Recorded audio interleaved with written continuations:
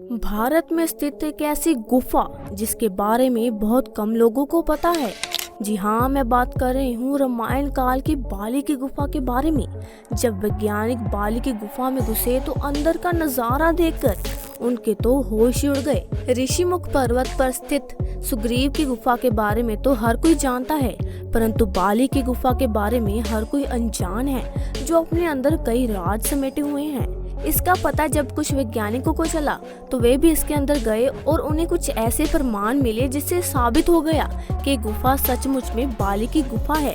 परंतु इस गुफा के अंदर से उन्हें ऐसा क्या मिला जिसके बाद उनके होश उड़ गए? एक बार सच्चे दिल से कमेंट बॉक्स में जरूर लिखिएगा। हर हर महादेव। वानर राज बाली का शासन किष्किंधा नगरी में हुआ करता था। वे इतना बलशाली था कि उसने रावण को भी पराजित कर रखा था। परंतु ऐसा क्या हुआ कि उसने अपने भाई से ही दुश्मनी हो गई, जिसके पीछे का कारण वह गुफा है जिसे आज हम बाली की गुफा के नाम से जानते हैं। एक बार की बात है जब मायावी नाम के राक्षस ने बाली को युद्ध के लिए ललकारा। बाली उसके पीछे भागा। वह राक्षस भागते भागते एक गुफा के अंदर जा पहुंचा। बाली ने उस गुफा के द्वार पर सुग्रीव को खड़ा किया और उस राक्षस का वध करने के लिए उस गुफा के अंदर चला गया। तकरीबन 1 साल बीत चुका था और बाली उस गुफा के अंदर से नहीं लौटा था। सुग्रीव को बहुत चिंता सता रही थी, परंतु उसने देखा कि गुफा के अंदर से तो खून बाहर आ रहा है। उसे लगा कि बाली की युद्ध में मृत्यु हो गई है, इसलिए उसने एक बहुत बड़ा पत्थर लिया और उस गुफा के मुख पर लगा दिया। परंतु वह सच में अनजान था। दरअसल वह गुफा इतनी लंबी थी कि उस राक्षस को बाली को ढूंढने में 1 साल लग गया और 1 साल बाद उसने उस मायावी राक्षस का वध कर दिया। परंतु जब वह गुफा के द्वार पर पहुंचा तो एक बहुत बड़ा पत्थर देखकर उसे भी हैरानी हुई। उसने मन ही मन में सोचा कि शायद सुग्रीव मेरा शासन हड़पना चाहता है। उसने जैसे तैसे वह पत्थर हटाया और वापस अपनी नगरी में पहुंचकर सुग्रीव को धक्का मारकर अपनी नगरी से बाहर निकाल दिया। जिसके बाद सुग्रीव अन्य वानरों के साथ ऋषिमुख पर्वत पर रहने लगे। जिसके बाद ऋषिमुख पर्वत सुग्रीव की गुफा के बारे में तो हर कोई जानता है, परंतु बाली की गुफा से हर कोई अनजान है।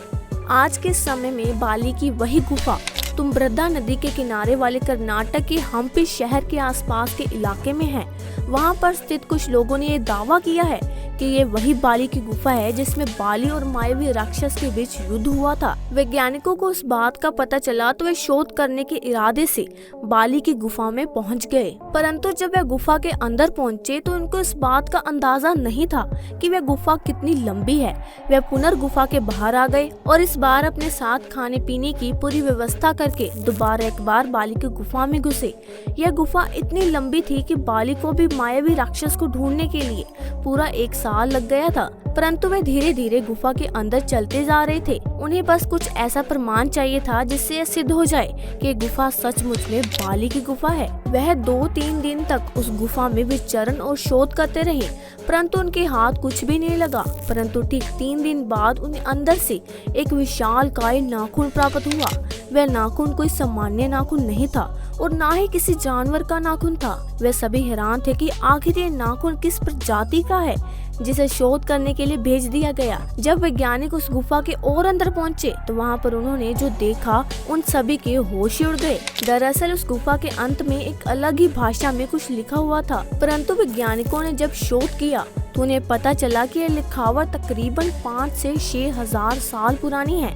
वानर नाम की प्रजाति पहले इस तरह की लिखावट का इस्तेमाल किया करती थी। वानर बंदरों से अलग हुआ करते थे। उनका शरीर मानव की तरह होता था, परंतु मुख बंदर की तरह होता था। उनकी पूंछ भी होती थी। वे काफी हष्ट पुष्ट पहलवान की तरह होते थे। जब वह नाखून अच्छी तरह से शोध किया गया तो वह पाया गया कि वह किसी आम इंसान का नाखून तो हो ही नहीं सकता, ना वह किसी जानवर का नाखून है, क्योंकि मायावी राक्षस और बाली के बीच उस गुफा में युद्ध हुआ था। तो यह प्रमाण दिए गए कि यह नाखून जरूर मायावी राक्षस का नाखून है।